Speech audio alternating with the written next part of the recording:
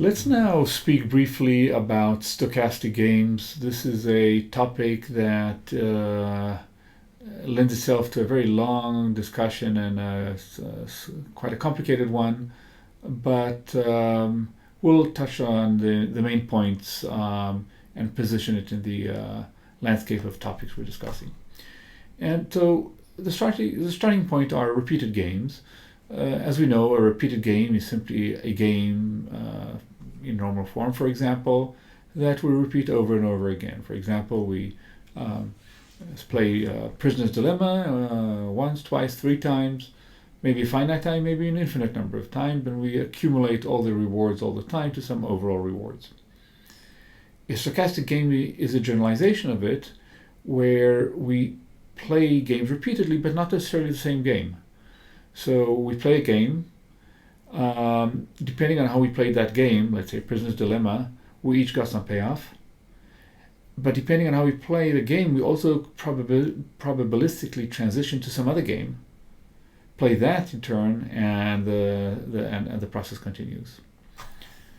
A graphical way to look at it is here. If this here is a repeated game where you play the same game over and over again, here you play the game, and then if you happen to play this, you'll transition to this game. If you happen to play this, you'll maybe transition to the same game. If you play this, you'll transition here. If you play this, maybe you'll play this game again. And so on. From each game, you transition probabilistically to other games. This is a stochastic game. Formally speaking, it's the following tuple. It's a lot of notation, but the concept is exactly what we saw. We have a finite set of states Q. We have a set of players.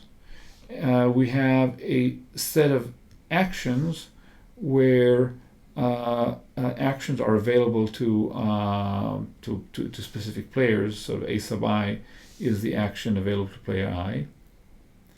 And then we have two functions. We have the transition probability function, so depending on the state we're in and on the actions we took, we move to each of any of the other states, or the very same state, with a certain probability as governed by this probability distribution.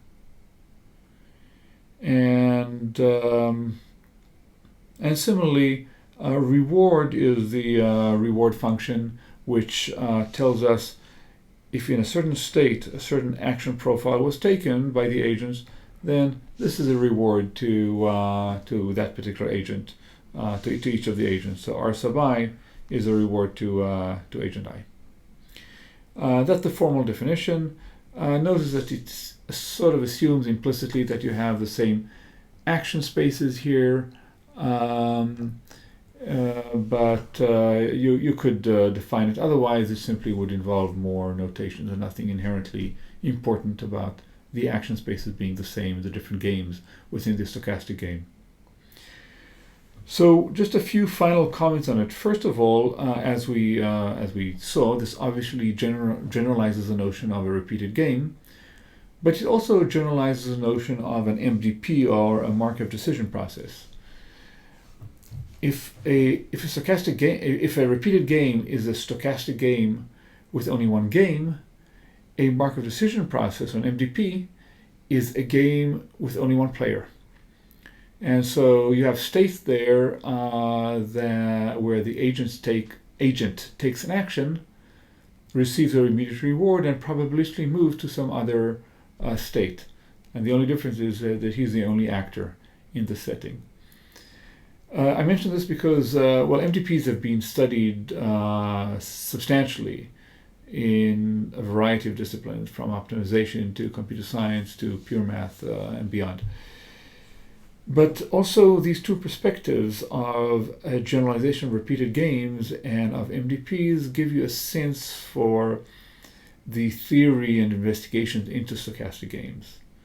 So from repeated games, we inherit the definitions of different ways of aggregating rewards over time. You can have limited average rewards, future discounted rewards. Whereas from the literature on optimization and on MDPs, we get notions such as stationarity and Markovian strategies. These have to do with, we also have notions of reachability, about the structure of the underlying transition probability.